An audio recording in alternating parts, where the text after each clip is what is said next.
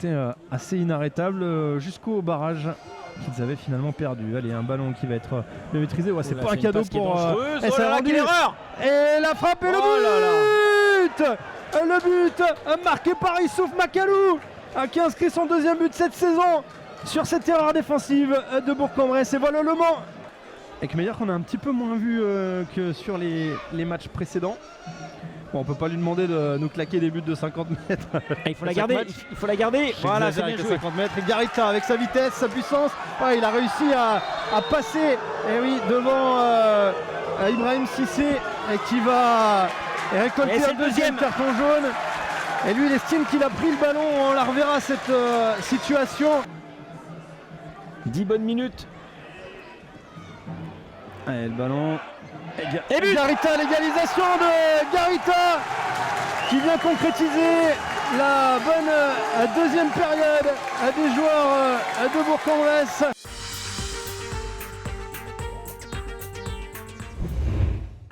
On est un peu égoïste. Il faut l'être, il faut l'être. On veut le garder. Allez, attention, Dabo. Et voilà l'ouverture du score de l'US Créteil Lusitanos sur ce coup franc venu de la gauche, et c'est Dabo qui vient ouvrir le score pour l'US Créteil. Et ben voilà. Philippe Ono, ça c'est bien tiré. L'égalisation sétoise, elle est signée Eliès Akar. Sur cette première heure de jeu. Et il est Un gros choc là, ouais, gros choc, et on voit Nicolas Dibal qui demande le jaune. Et Dabo qui prend un deuxième carton jaune et qui va finalement être exclu. Les Cristoliens qui vont terminer à 10 contre 11, alors là on s'y attendait pas. Après il faut pas que ça arrive aux mains, faut pas que ça arrive... C'est vrai que vous nous disiez en plus que, alors on en parlera après le coup franc, on va suivre quand même cet excellent coup franc, c'est Alexandre Philippono qui va le prendre, ou Faisal Manaï, Alexandre Philippono, c'est bien frappé. Oh quel but! Oh quel but d'Alexandre Philippono! Oh quel but! Il va catapulter ce ballon dans la lucarne, il va permettre au FC 734 de doubler la mise, son premier but sous les couleurs du FC 734. Il va voir son équipe là récupérer le ballon, partir côté gauche avec cette frappe, et ça va revenir vers Zabala. Et le but! Et le but!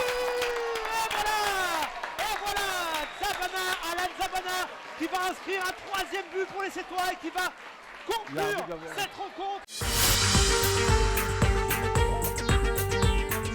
Directement un pressing d'installer, le ballon qui est gratté justement par Julien Maggiotti, la possibilité peut-être de trouver un relais.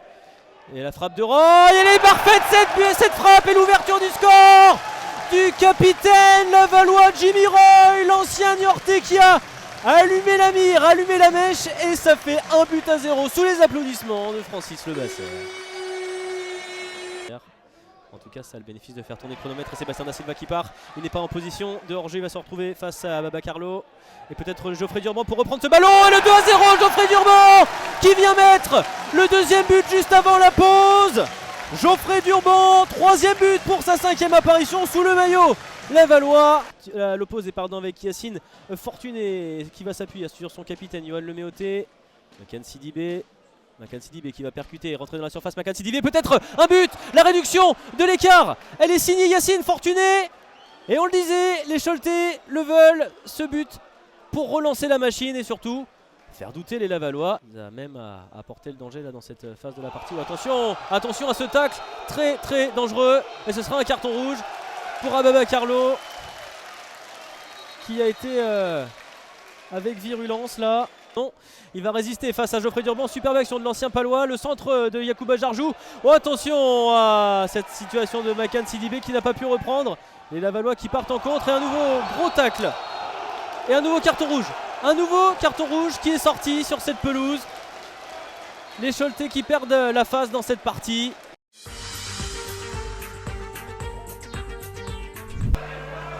Sofiane Dam qui est redescendu, et encore une fois on cherche tout de suite ces passes qui cassent les lignes, qui cassent bien joué le centre pour Nolan Roux, la tête. Oh là là là là, Nolan Roux qui a failli sur l'un de ses premiers ballons déjà inscrire son premier but ici à Gaston Petit. Il n'a pas beaucoup bougé. 7 qui mène 2-1 du côté de contre Créteil à la maison, alors que le corner est touré par une génie au premier poteau. La défiation de Carbrat. Oh là là là là là là.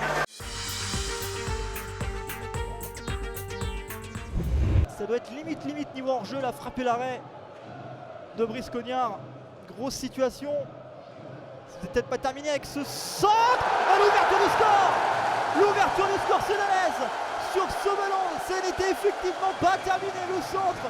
Évidemment, ça permet de récupérer le ballon, ce qui est le plus important pour eux, et de ne pas trop se dépenser. Le ballon, et là, ça peut valoir quelque chose aussi. En tout cas, il va y avoir pression, ça c'est sûr. Autour d'Antoine Loalnet. Oh, j'ai vu. Et j'ai vu rouge, ouais, c'est rouge. Oh, c'est terrible. Dans cette petite après-match qu'on va vous proposer, mais ça peut y ressembler un peu. Là, c'est Dachour qui peut avoir un duel. La sortie de Cognard. Et le deuxième but, il est là. Le deuxième but, il est là. Le deuxième but, c'est l'année, le but de la victoire. Sofiane Découche. Il avait raté l'action juste avant. C'est parti pour l'ancien Auxerrois. Oh, ce bon ballon vers Pierre-Charles. La reprise de la tête, bien captée par Florian Escalès. Mais ouais, qui va lancer là, Romain Spano. Romain Spano face à Karamoko. Il a préféré centrer vers Kevin Testu. Attention, il se l'est emmené. Kevin Testu va décaler. Kachi pour la frappe. Et l'ouverture du score pour le fessé. Ahmed Kachi qui marque son premier but.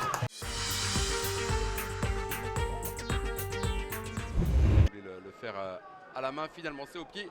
Avec cette passe précise pour Pagerie. Jérémy Oyonnax est intervenu et Pagerie là qui reste au sol. Il a été chargé dans le dos. Adrien Pagerie, ça sera le carton rouge. Le carton rouge direct pour Jérémy Oyonnax. Et la place de latéral droit, c'est voilà, un petit peu étonnant. Je ne sais pas si avec vous il joue parfois cette position lorsqu'il joue en National 3. Attention avec Dabas dans la surface de réparation. Et cette fois-ci, monsieur l'arbitre qui désigne le point de pénalty. Allez, c'est parti. Guillaume Cousse qui s'élance face à Simon Pondemé. Et Simon Pondemé qui stoppe ce ballon. Allez, ce ballon qui a été boxé par Simon Pondemé. Toflip qui va décaler sur le côté droit pour Jérémy Romani. C'est bien joué encore une fois. Le ballon qui circule bien du côté canadois. Rémi Bonenfant pour le centre pour Jimmy Nirlo dans la surface de réparation. Jimmy Nirlo qui va frapper, il frappe en rupture avec ce ballon qui termine au fond des filets. Et Jimmy Nirlo qui ouvre le score ici à Boulogne. Oh, Jimmy Nirlo qui a frappé totalement en rupture. On l'a pas vu venir ce but finalement.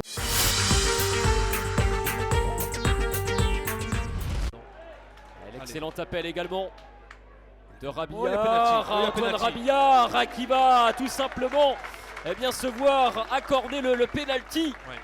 On a vu tout de suite, bon ballon dans le dos de la défense. Le coup de sifflet de monsieur l'arbitre, Fedel Koumisti. En septembre comme en août, et non, c'est arrêté. C'est pas terminé, Fedel Koumisti en 2 temps. Incroyable. Qui doivent persévérer dans cette voie-là.